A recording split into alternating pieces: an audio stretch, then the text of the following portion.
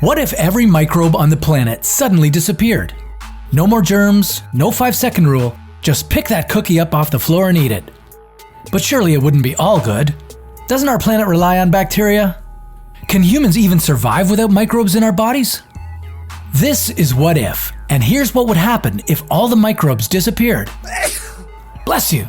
You just sneezed out bacteria that can stay alive for 45 minutes while looking for another carrier. But what if there were no bacteria or viruses? Doesn't that sound fantastic?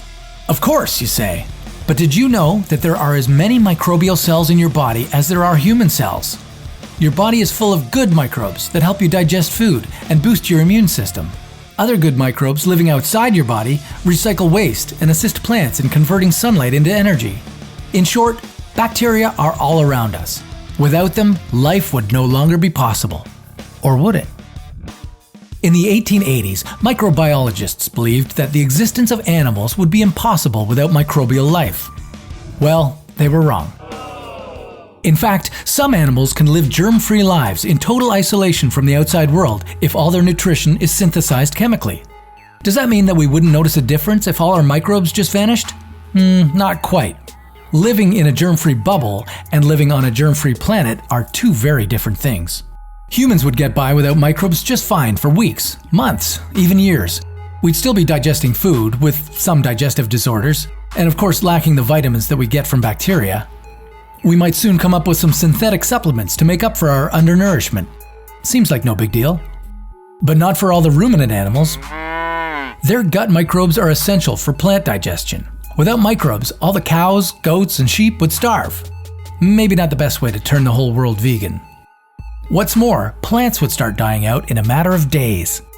They'd be deprived of all the nutrients that bacteria used to decompose for them. If humanity didn't come up with a synthetic fertilizer to feed all the plants, within a year there would be no photosynthesis on the planet, and no more plants. Without plants, the planet would experience rapid global warming.